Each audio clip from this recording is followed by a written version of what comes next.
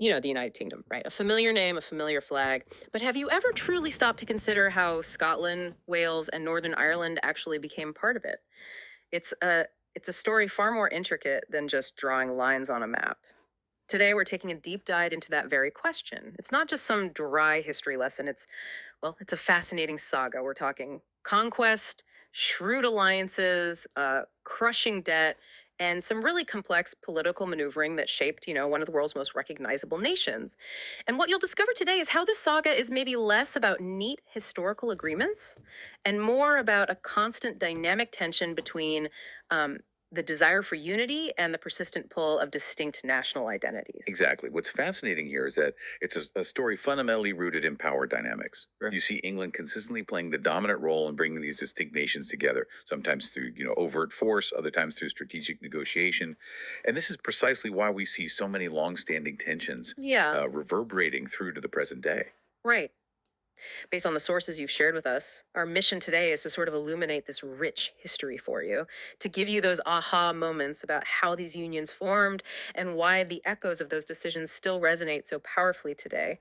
So, where do we even begin to unravel this complex tapestry? Well, maybe start with the basics. The United Kingdom, as we know it, comprises England, Wales, Scotland, and Northern Ireland. And as you highlighted, England has consistently been the dominant political power throughout this entire process, Yep. pretty much orchestrating these unions. Okay, so Wales was the first domino to fall then. I'm fascinated by Edward III's strategy there. He didn't just conquer, he established this lasting symbol of English control with the Prince of Wales title. How deliberate was that move back in the late 13th century? Oh, very deliberate. Hmm. Edward III's conquest of the Western Principality of Wales was absolutely calculated. He wasn't just claiming territory; he was, asserting a new hierarchy. And that title, Prince of Wales, given to the English monarch's heir, that was a powerful psychological and symbolic act. Right. It visually, hereditarily cemented English dominion. It signified a complete subjugation that went on for centuries, effectively integrating the Welsh aristocracy into the English system. So it wasn't just symbolic subjugation then. Wales remained a conquered territory until, what, the 1530s and 40s? That's right, under King Henry VIII. And he passed the Acts of Union. What did those acts actually do beyond just making Wales officially part of the Kingdom of England? They were really transformative, not just a formality. They basically extended English laws, administration, even the English language into Wales. They effectively dissolved distinct Welsh legal systems and structures. This was the first major political union in what would eventually become the UK. It made Wales legally and administratively, well, pretty much indistinguishable from England. Okay. So if Wales was largely subdued by force and then legally absorbed, Scotland seems like a far more complex picture. Scotland famously fought off Edward I in the First War of Scottish Independence. So, what was different there? What was it about Scotland's political landscape, or maybe its strategic importance, that allowed it to resist for so long? And what finally shifted the dynamics centuries later towards union? That's a fantastic question because Scotland's independence was fiercely guarded. Unlike Wales, Scotland had a strong independent monarchy, a well established parliament. It was a different entity entirely. The ultimate union, centuries later, wasn't really about military might in the same way. It was more a complex web of shared succession, economic desperation, and strategic geopolitical positioning. Ah, okay, so that's where King James VI of Scotland comes in. Precisely. In 1603, he becomes James I of England when Queen Elizabeth I dies. Yes. This creates this personal union of crowns, right? Exactly. So they shared a monarch, but there were still two entirely separate political kingdoms, each with their own parliament. Yep. Still separate entities, politically speaking. It's almost like a modern day Commonwealth realm in a way. Right, where the same person is head of state, but the countries are entirely independent. That's a good analogy. And for the next century, despite several attempts, full political union remained elusive. It wasn't until 1707, under Queen Anne, that they finally united to form Great Britain. Mm. And this union was driven by a fascinating, almost transactional set of reasons. Transactional. It sounds like while there were political considerations, the sheer weight of Scotland's debt really forced their hand. Is it fair to say that financial problems were maybe a more immediate driver for this union than any grand vision of shared identity? Absolutely. That's a crucial insight. Mm-hmm. There's a prominent historian of Scottish history, Professor Christopher A. Whatley. Mm-hmm. He points out that Scotland was in significant debt, really significant, from a disastrous attempt to establish its own colonial empire in the Americas. Oh, the Darien scheme. Yeah. The Darien scheme, exactly. It almost bankrupted the country. Yeah. A total failure. Wow. So if Scotland's colonial ventures had actually paid off, we might be telling a very different story today. It's almost like a business merger driven by desperation, isn't it? In many ways, yes. Wood solely noted that the Scots recognized the real politic of the situation. Right. That pragmatic, power driven approach, national interest over ideology. Exactly. If they wanted to establish overseas markets and contacts, they desperately needed the support of a stronger maritime power, Which was England. which was England. But beyond the financial and economic drivers, there were other factors too. Many Scots saw the Union as a vital way to prevent the Catholic Stuarts from possibly reinstating an absolute monarchy. Ah, okay. They wanted to secure Scotland's future under a Protestant constitutional monarchy. And for England, it was a major strategic concern. What was that? Well, if they didn't unite with Scotland, there was a real possibility Scotland might side with France in the War of the Spanish Succession. Creating a dangerous northern flank. Makes sense. Precisely. So you had this perfect storm, really. Political, economic, strategic motivations all aligning. So in 1707, as part of the deal, England agrees to pay off Scotland's debts, Mm. and both countries' parliaments pass the Acts of Union. This formally created the Kingdom of Great Britain. It really highlights how often major historical shifts aren't born out of idealism, but out of very practical, sometimes messy necessities. It truly does. And the model established with Scotland, well, it was one England would revisit. Okay, let's turn our attention now to Ireland, which has its own equally complex and often fraught history with the UK.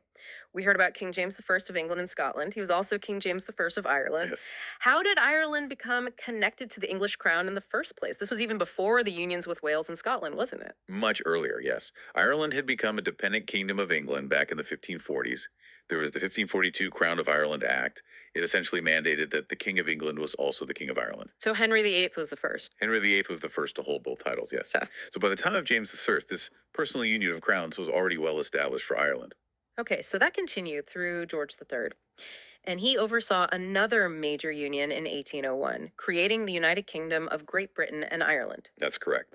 And Professor Watley observed that England explicitly used its 1707 union with Scotland as a model for this Irish union. It did, yes. They saw the Scottish Union as a blueprint.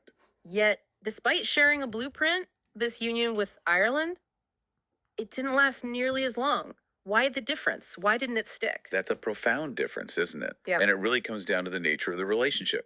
The Irish Union was characterized by much greater resentment, much more resistance, largely due to ongoing religious and economic discrimination against the majority Catholic population by the Protestant ascendancy, who, largely control the Irish Parliament.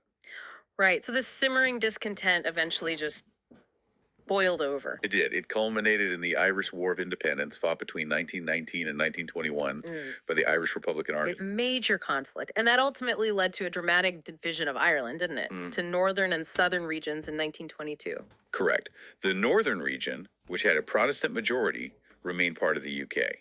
And that's when the title officially changed to the United Kingdom of Great Britain and Northern Ireland. And the southern region? The southern region became the Irish Free State, initially part of the British Commonwealth. Then, in 1937, it became the fully sovereign nation of Ireland, the Republic of Ireland, which later joined the European Union in 1973. So, looking back at how these unions were formed, conquest, debt, strategic necessity, how does that foundational history, especially England's dominant role, continue to fuel the nationalism we see today? Why are these tensions so persistent in Wales, Scotland, and Northern Ireland? That's precisely the aha moment, isn't it? Unlike, say, organic nation building, these unions often left underlying grievances just simmering beneath the surface.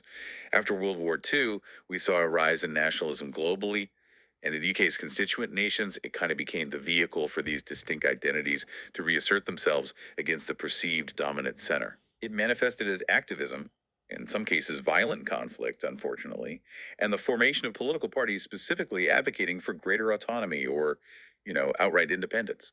And we saw a huge spike in these discussions very recently, didn't we? Particularly following the December 2019 election of Conservative Party leader Boris Johnson, who was set to push ahead with Brexit.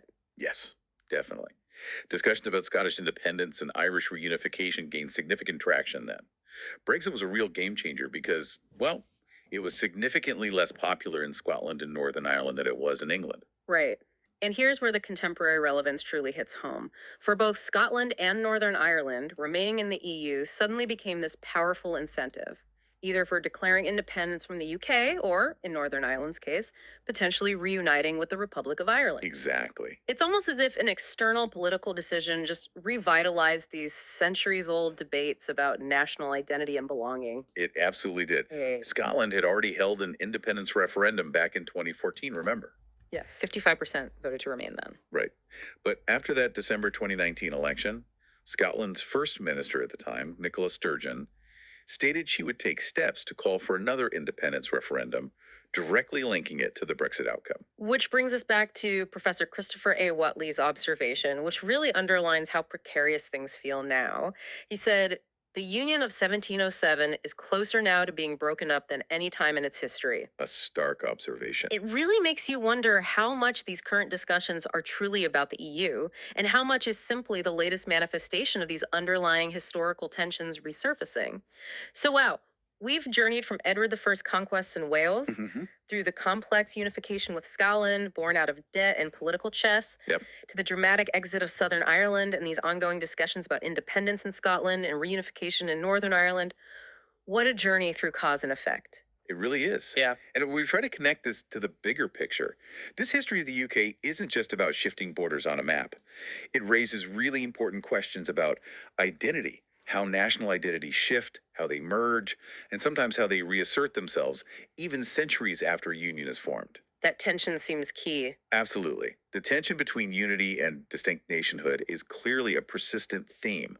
It makes Whatley's point about the 1707 Union potentially breaking up, especially relevant right now. And that's what makes this story so compelling, isn't it? It shows us that even the most established nations are continually evolving. They're shaped by their past and they're very much alive in their present. So, considering all of this, if these unions were often forged out of necessity rather than some shared vision, what does that truly mean for the future of the union as a whole? That's something for you to mull over. Thanks for diving depth with us today.